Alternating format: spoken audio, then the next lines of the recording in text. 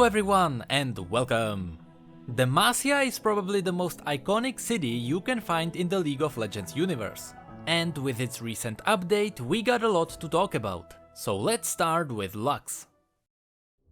Luxanna Crown Guard grew up in a Demacian city called High Silvermere.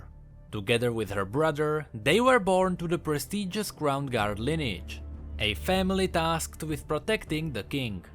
Her grandfather saved the king's life at the Battle of Storm's Fang, and her father did the same during the Noxian assault known as Cyrus Folly. Lux's older brother Garen was also expected to bear the same honor. From an early age, both Lux and Garen were taught to fight, ride and hunt. When they got older, Garen chose to join the Dauntless Vanguard, one of Demacia's elite fighting regiments.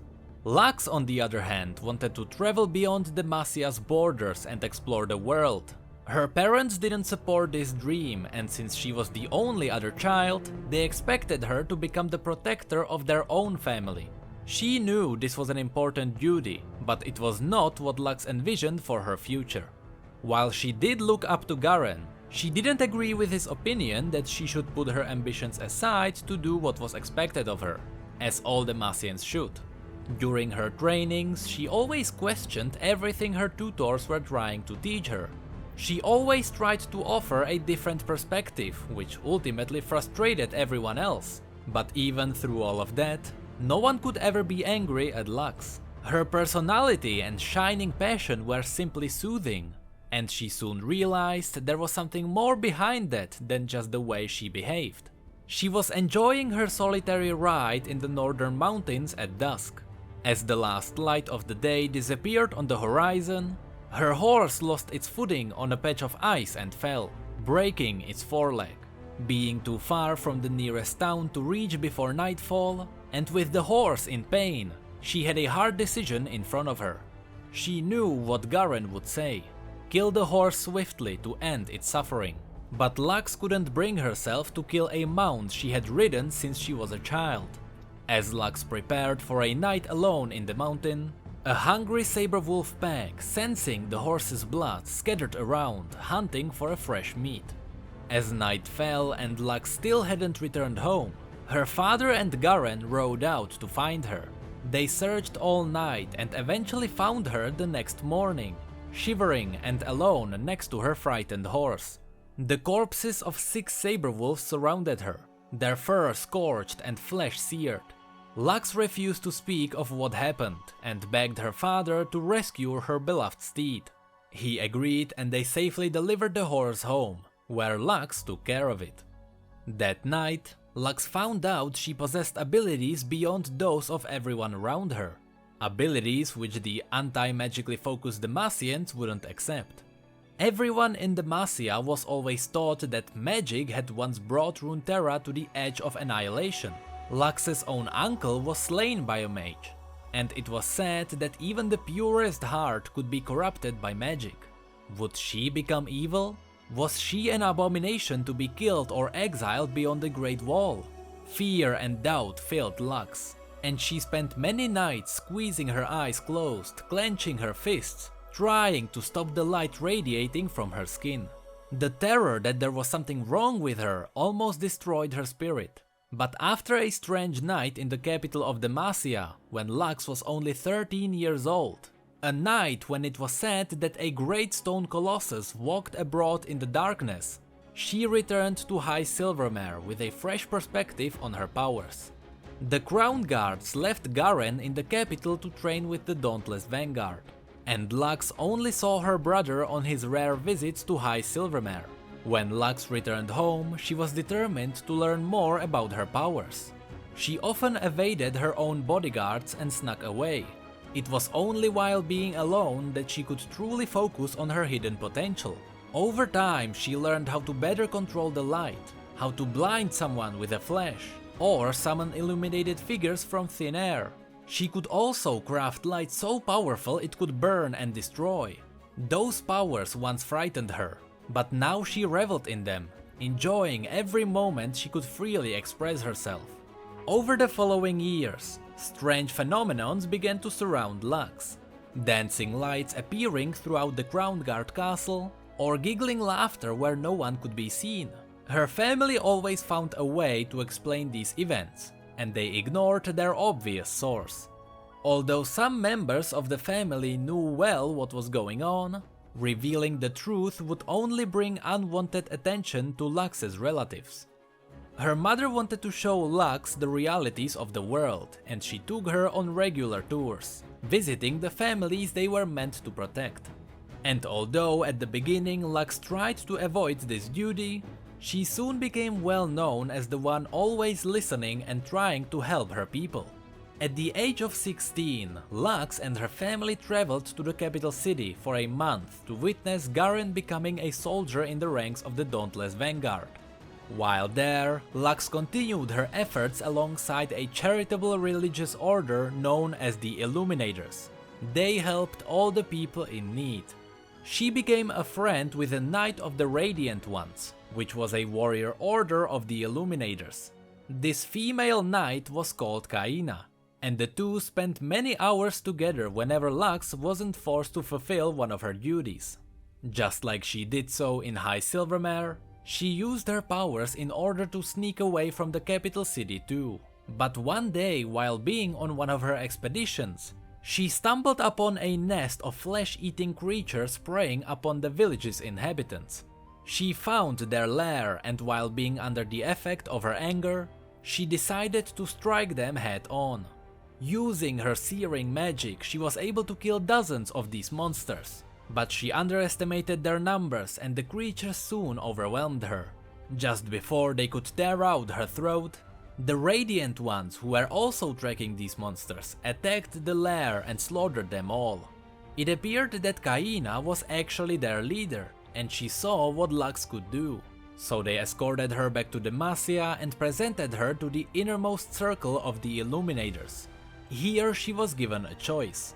Use her powers in the name of Demacia and learn of its enemies beyond the borders, or be exiled forever as a wielder of magic. Lux was shocked to see that Demacia had an order willing to even tolerate magic, so she accepted without hesitation. As her parents returned to High Silvermere, they were told that Lux had been seconded to serve the crown and would remain in Demacia to join the ranks of the Radiant Ones. They were surprised but pleased that Lux finally found her place in Demacia. Lux stayed in the capital for a number of years. Her task was to infiltrate the contested lands between eastern Demacia and the Noxian Empire. She served as a spy, and she often got rid of Noxian agents trying to convert these lands into their empire.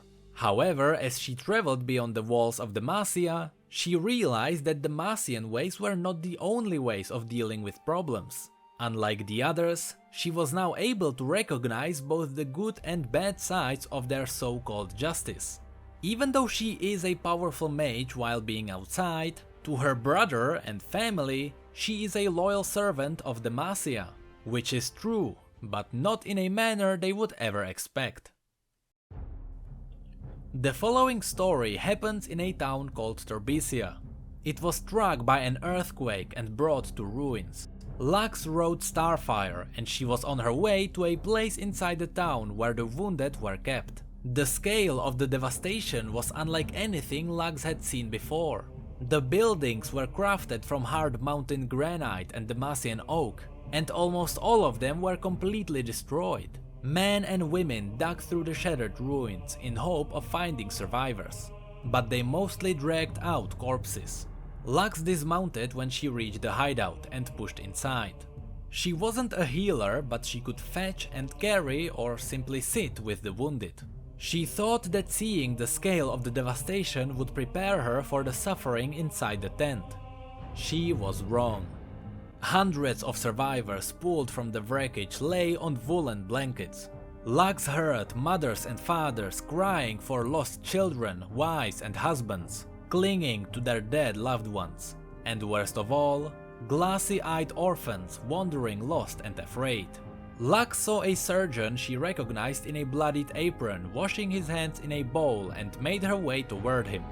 "Surgeon Alzar," she said, "tell me how I can help." He turned, his eyes haunted and filled with tears.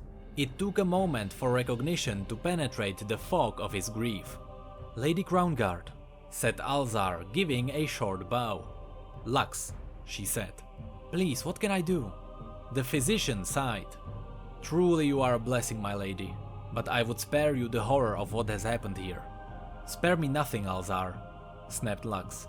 "I am Demacian, and Demacians help one another." "Of course, forgive me, my lady," said Alzar, taking a fatigued breath. "Your presence will be a boon to the wounded." Alzar led her to a young man laying on a low pallet bed.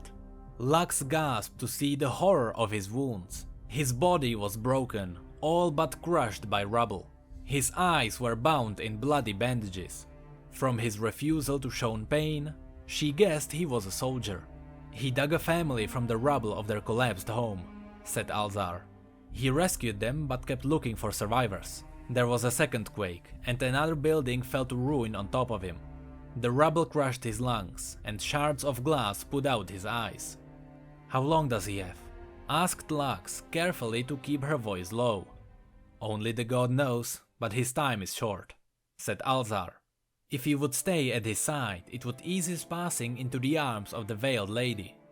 Lux nodded and sat beside the dying man. She took his hand, feeling her heart break for him. Alzar smiled gratefully and returned to helping those he could save. "It's so dark," said the man, waking at her touch. "Gods, I can't see." "Steady now, soldier. Tell me your name," said Lux. "It's Dothan," he said, wheezing with the effort. "You're named for the hero of Dawnhold." "Aye, you know the story? It's an old tally against the savages." "Trust me, I know it well," said Lux with a smile. "My brother told it all the time when we were children. He always forced me to play the Freljordian Corsairs while he played Dothan, defending the harbor single-handedly against the Skinwalkers. I tried to be like him," said the young man, his voice growing faint. Blood leaked from beneath the bandage like a red tear. "I tried to live up to my namesake." Lux held his hand in both of hers. "You did," she said. "Alzar told me what happened. You're a true Demacian hero." The lines on Dothan's face eased a little, his breath rattling in his throat as his strength began to fail. "Why can't I see?" "Your eyes," said Lux slowly. "I'm so sorry." What's wrong with them?" "Surgeon Alzar told me you have shards of glass in them." The man drew in a sharp breath. "I'm dying," he said. "I know that, but I should have liked to behold the light of Demacia one last time." Although Lux learned how to control her powers, sometimes her emotions let it slip to the surface. It was hard to keep these energies contained. She looked around. Satisfied no one was watching, she placed her fingertips on the bloody bandage covering Dothan's eyes. She released a faint radiance of her magic down through the man's skull to the damaged eyes. "I can't heal you," she said, "but I can at least give you that." He squeezed her hand, his mouth falling open in wonder as Demacia's light shone within him. "It's so beautiful," he whispered. And that was the story of Lux.